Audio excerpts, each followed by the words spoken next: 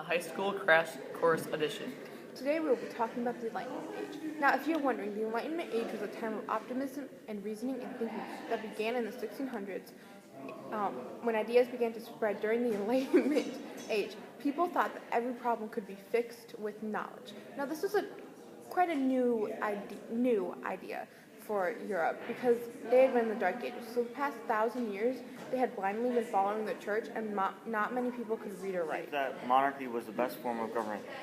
John Locke, he believed people were naturally happy and born with equal rights of life, liberty, and property.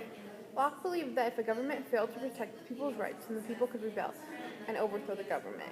Jean-Jacques Rousseau believed that people are born good and that society corrupts people. He believed that people should give up freedoms to benefit the community.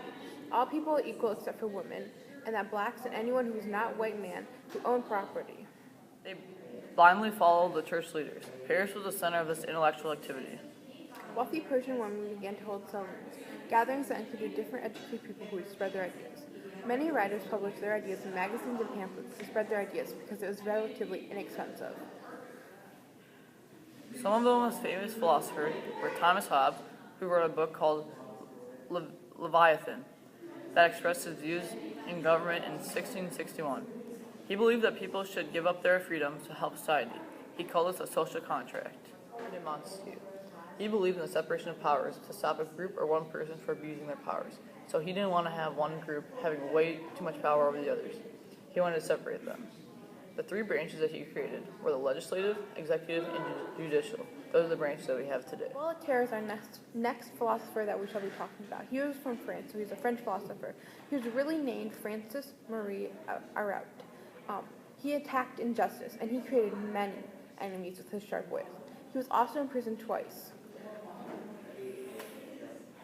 Diderot in the Encyclopedia explained ideas that he wrote down and had.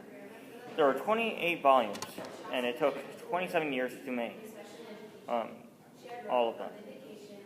French leaders did not like him because he went against the church, and God forbid you go against the church. Adam Smith is our next philosopher that we shall talk about. He was a Scottish philosopher. He believed that business should take place in a free market, and he believed in the laissez-faire economy, which is actually something that we modeled our economy after. And he believed that supply and demand should rule. There was another country that went into the Enlightenment era.